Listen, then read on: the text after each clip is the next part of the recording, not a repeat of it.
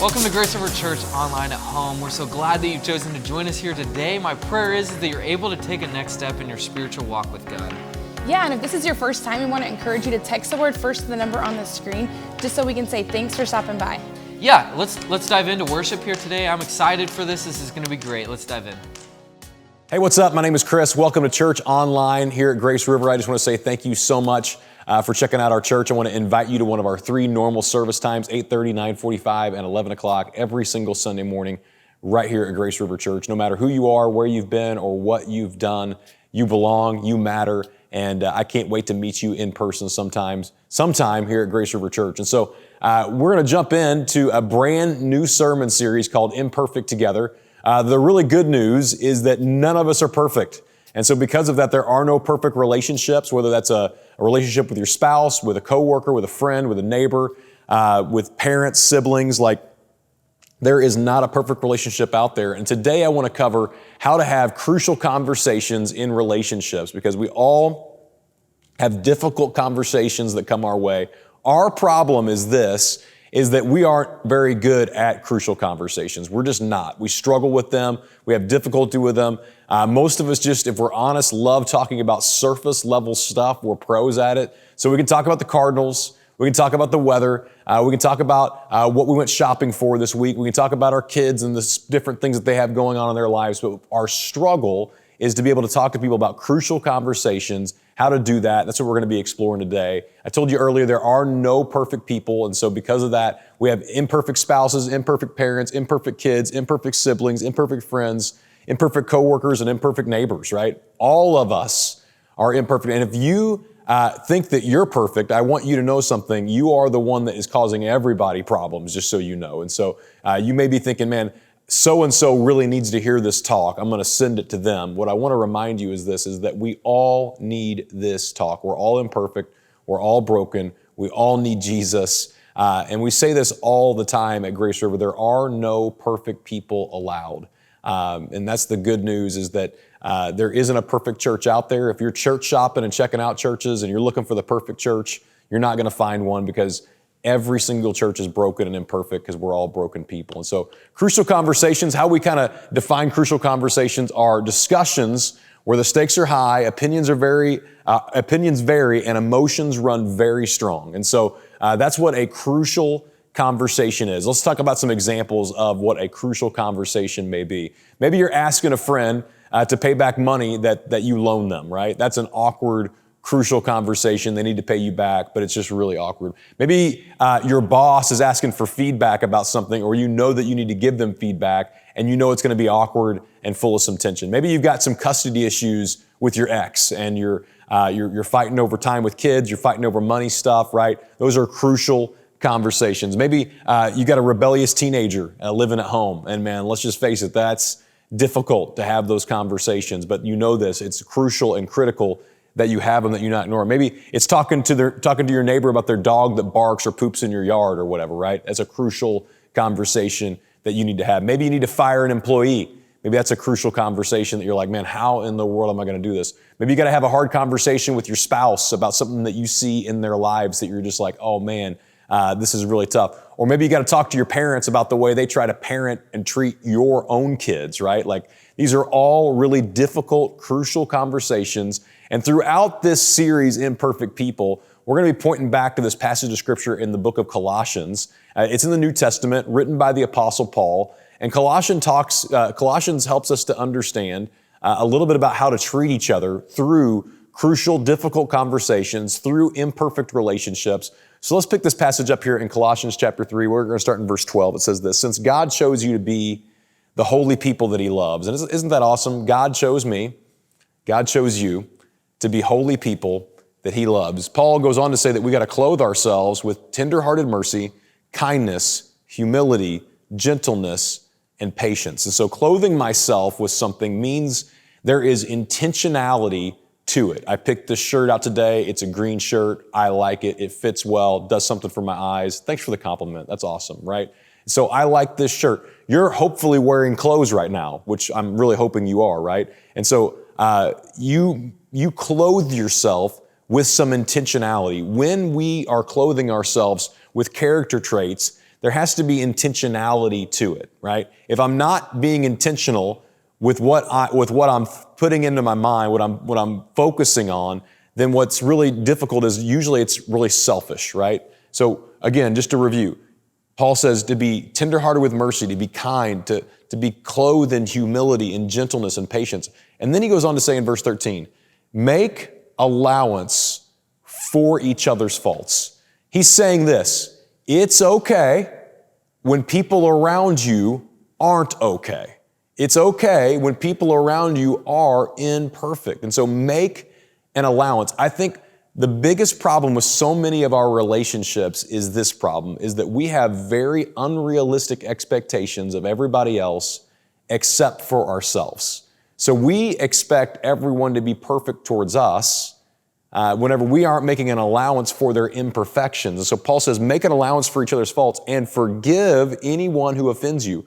Remember, the Lord forgave you, so you must also forgive others. And then he goes on to say, above all, this last piece of clothing to clothe yourself with is to clothe yourself with love, which binds us all together in perfect harmony. So clothe yourself with love and let the peace that comes from Christ rule in your heart. So I have to put on the most important article of clothing for me to put on is to clothe myself above all else with love, which binds us together. Man, you know, when there's harmony in a relationship, there's nothing better than that, right? Like things are clicking, you're laughing, you're smiling together, you're having a good time. Like that's a great thing in a relationship. And then he goes on to say, and let the peace that comes from Christ rule in your hearts. In order for us to be able to have crucial conversations, to have relationships that are in harmony, for us to have relationship with imperfect people, in order for that to happen, the peace of God has to rule in our hearts. But here's the problem.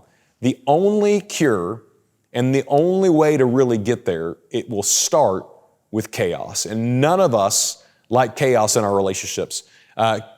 Chaos and more conflict in the short leads to better relationships later. So in the short term, we're going to have a little bit of chaos. In the short term, we're going to have some conflict. But listen, in the long term, you're going to have better relationships as a result of it. In fact, the people that are the happiest in relationships that I know are those that know how to have a crucial conversation, that they get it out of the way, get it done, get it over with, and get past it. And so that's what I want to kind of teach you today is how to have a crucial conversation. So there are three options when we need to have a crucial conversation. We can go silent, we can go violent, or we can speak the truth in love. That's our three options. So, and to be honest with you, I do the first two more than the last one. And if you're honest, you probably do that too. And so when we need to have a crucial conversation, the tendency is for us to go silent, which is just simply this, is that I just don't want to talk about it, right?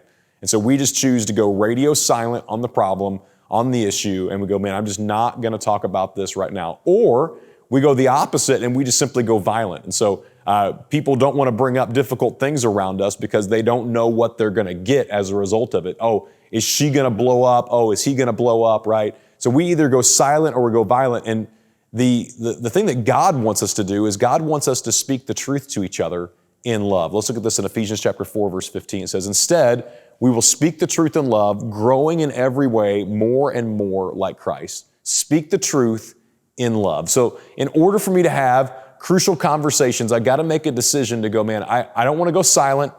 I don't want to go violent. Instead, I want to speak the truth in love, practicing Ephesians chapter 4, verse 15. And so there are really three conversations you got to have before you have the crucial conversation. And it starts with some steps here. So the first one is a conversation that you need to have with God, where you just simply go to God and so say, God, I need wisdom from you. I mean, you think about the next time you get in a sticky situation with somebody and you have a problem that needs to be solved. What if you started ahead of time just asking God for wisdom about the conversation? God, help guide me through this process. God, help guide me through this conflict, this critical conversation that I need to have. God, help me with this problem. It starts with that. And you know what that is? That's really clothing yourself with humility. That's the decision to say, I don't have the answers.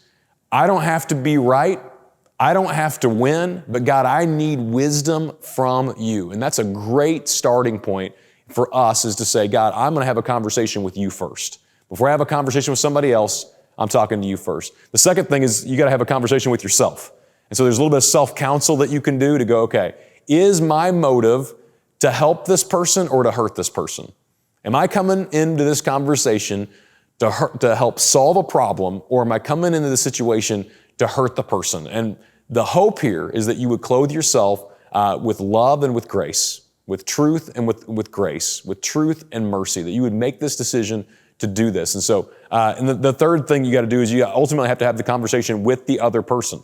And I said it earlier, you can go silent, you can go violent, or you can simply speak the truth in love. And so I want to give you some practical tips to help you take the next step with some of these crucial conversations. So I've got 7 of them for you, just really quick practical tips on how you can have crucial conversations with people, whether that's a spouse, a neighbor, a friend, a coworker, a boss, whatever the relationship is, a sibling, a parent, like whatever it is, you can follow these simple steps to help you take the next step in having some of these crucial conversations. And what's interesting is a lot of what I'm going to talk about today comes from the very heart of Jesus on how to have conversations with people. And so the first thing I would encourage you to do is to write it down. Like, make a decision before I go and have this really difficult conversation that you write out your thoughts. Maybe you open up a note in your phone and you type it all out, what you're going to say. Do not send it in a text message. I'm just encouraging you to do this. Start with writing it out. Open up a Word document, get out a piece of paper and write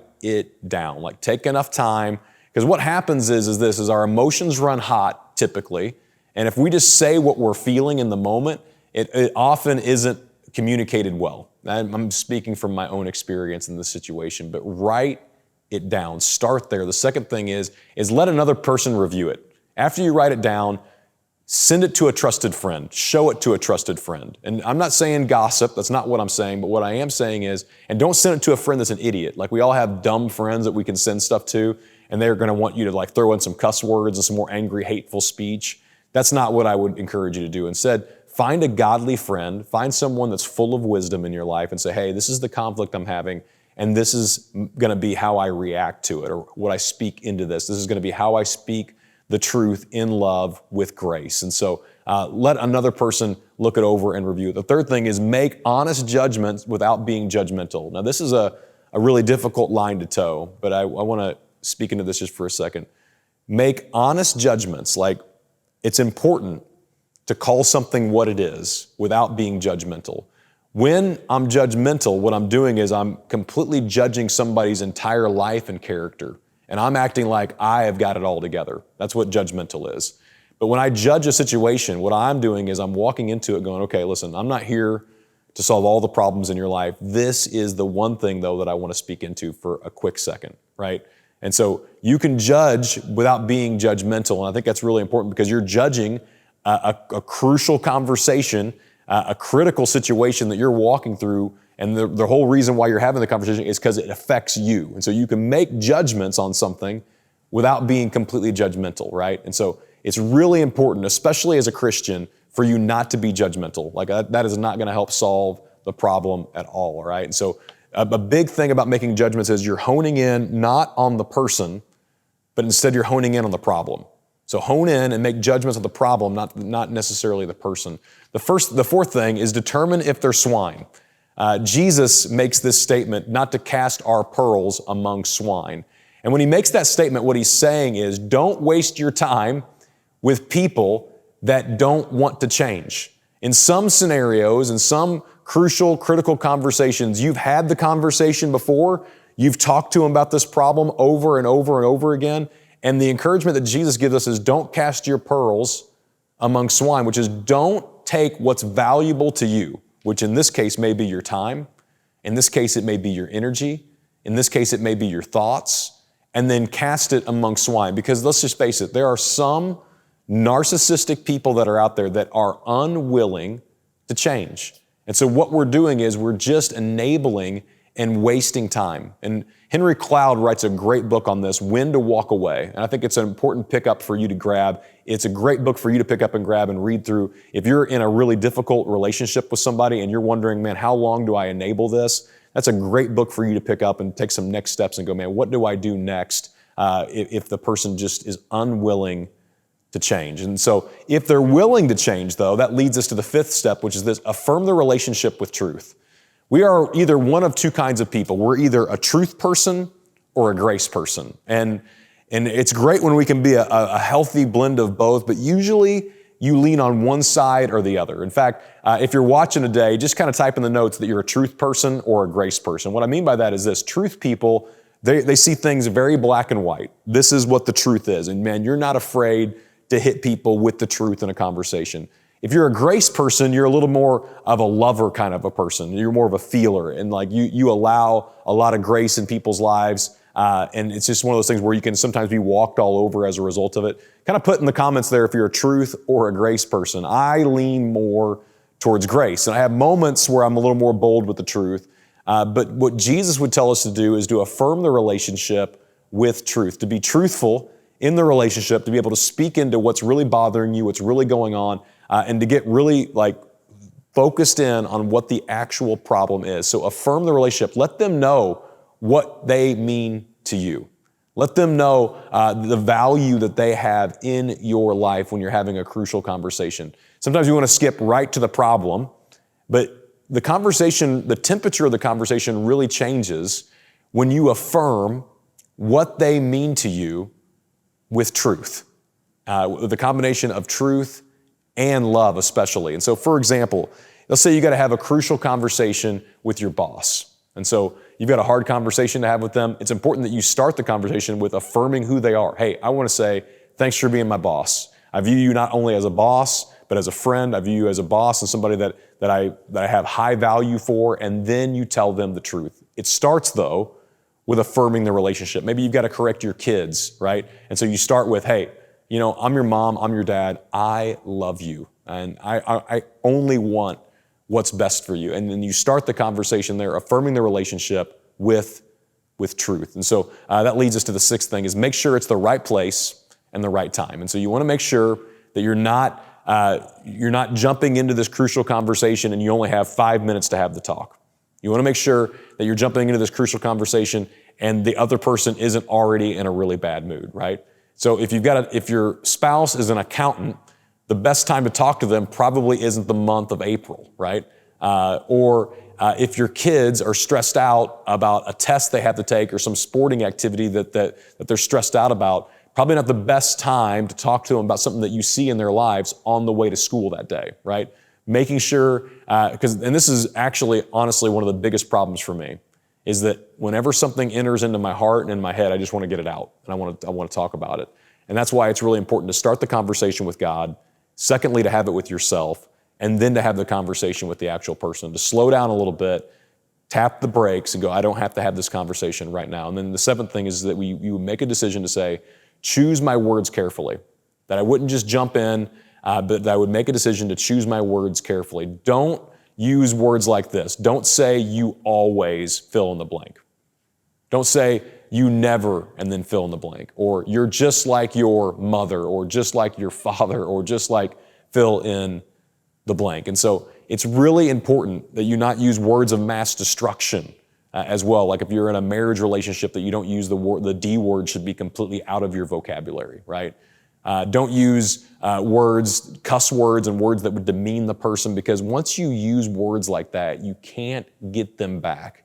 You're releasing them out of your mouth like a flock of doves, and you just simply can't get them back again. And so my encouragement to you is to slow down and speak the truth with grace and truth. And so next steps today for you before we wrap up our time together is that you would start with just simply doing this. Would you make a decision to love people well? Whenever you're in a situation where there's conflict, that you would just start by going, you know what, this person is not my enemy. I am going to love them well. I'm making a conscious decision to love them. And so would you start there? That may be a next step for you, is that you would begin to love the people that you have conflict with. And I know that's way easier said than done, but it may just start with you praying for them. It may start with you asking God, help me to love the people that are hard for me to love. God, help me to love this person even in this difficult situation that we're walking through together. Also, secondly, that you would just speak the truth, that you would be honest, and that as you speak the truth, that you would do so with love, that you would do both at the same time. It is possible. And so much of it, when I'm speaking the truth to someone, so much of it is about my tone and is about my heart of love towards them. And the third and last thing is that you would recognize that we are all imperfect, that every single one of us have imperfections. It's okay not to be okay. It's just not okay to stay that way, right? And so we're all imperfect. It's important for you to communicate that, hey, I know you're broken. I know this situation's not good, but it's just not okay to stay that way. It's a combination of speaking, the combination of truth and grace in the situation.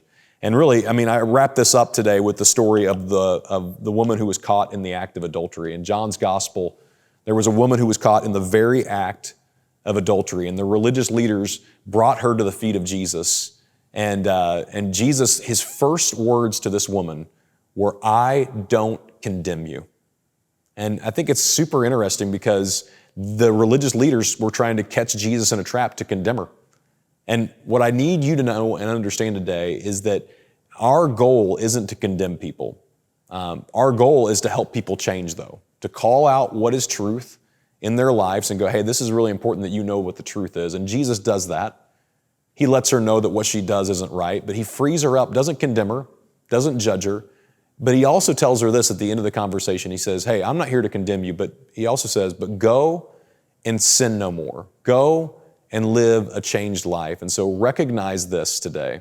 Recognize that every single one of us are imperfect. The religious leaders were mad at Jesus that day because he told her they wanted to stone this woman, which is they wanted to pick up big rocks and kill her with it. That's really what they wanted to do. Sounds really religious, right? That's what the law of Moses commanded them to do. And Jesus says, hey, here's the deal though. You guys can feel free to stone her, but those of you that are without sin, I'll let you be the first one to cast a stone. And they all walked away from the oldest to the youngest, one by one, dropping the stones that were in their hands. And I wonder today, maybe you need to drop your rocks. Maybe you need to recognize that you also are imperfect, and we can be imperfect together, having crucial conversations, critical conversations, speaking truth and love into other people's lives. I'm going to pray for you. I'm going to pray that you have the courage to take one of these next steps. Let's pray together. Father, I thank you for my friends that are watching today online. I pray their hearts are encouraged. I pray there's some really clear next steps that each of us can take here today. And God, we just pray that you would empower us by your Holy Spirit to have crucial conversations. God, that we would start with having a conversation with you, that we would clothe ourselves with humility, with love, with forgiveness, with gentleness, with mercy. And God, that we would start the conversation by talking to you. And Lord, that you would help us to look into our own hearts and evaluate where we are at with our own expectations, that we would drop the rocks that are in our hands so we can go and actually talk to the person and have one of these crucial conversations. God, again, I'm grateful for my friends that are watching today. Help us all to take next steps in these imperfect relationships this week. It's in Jesus' name we pray. Amen. Hey, I want to say thank you so much for watching online here at Grace River Church. My name is Chris. Again, we meet every single Sunday, 8:30, 9:45, and 11 o'clock. Can't wait to see you really soon. Thanks. The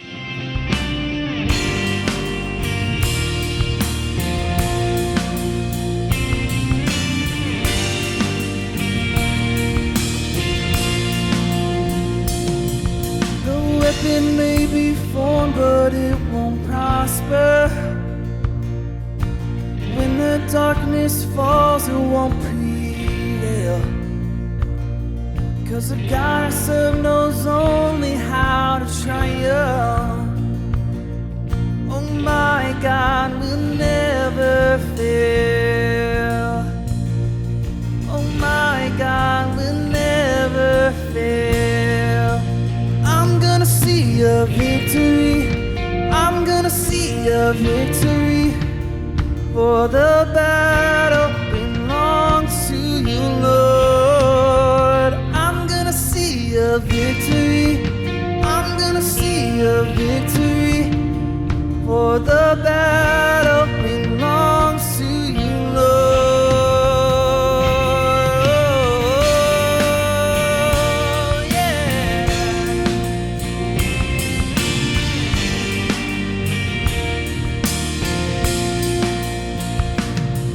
There's power in the mighty name of Jesus.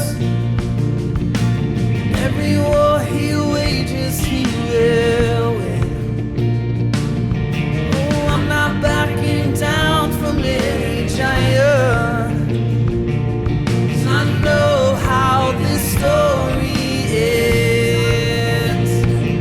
'Cause I know how this story ends. I'm gonna see a victory. I'm gonna see a victory. For the battle belongs to you, Lord. I'm gonna see a victory. I'm gonna see a victory. For the battle belongs to you, Lord.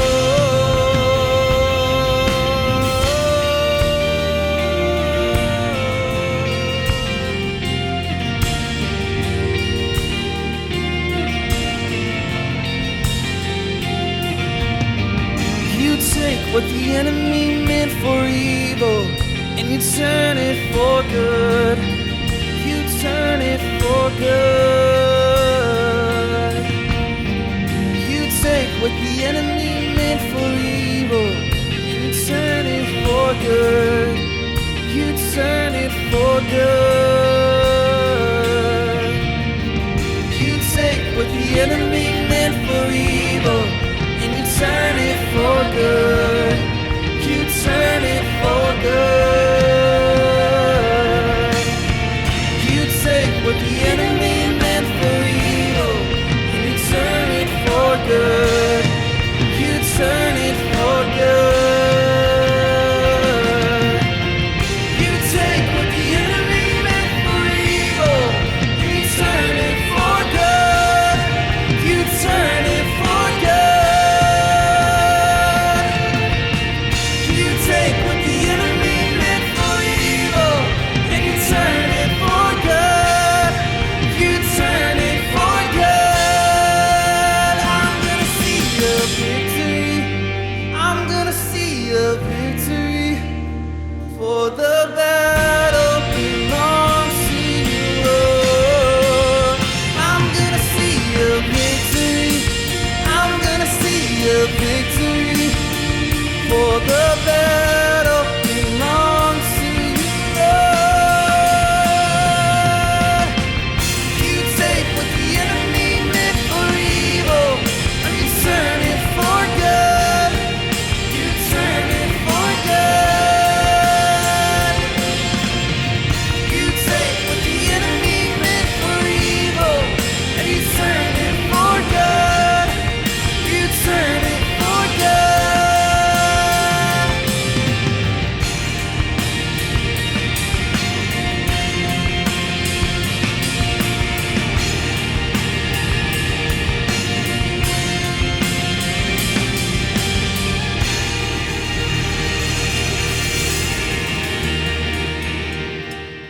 Thank you so much again for joining us online today. We hope that you were encouraged by today's message. Here at Grace River, we worship in three ways: through singing, through the hearing of God's word, and through giving back to the God who's given us everything. If you feel inclined to give today, you can do so by texting Grace River to the number on the screen. Yeah, and I want to personally invite you to one of our 3 in-person services here at Grace River, 8:30, 9:45, and 11 o'clock. We hope to see you soon. Have a great week.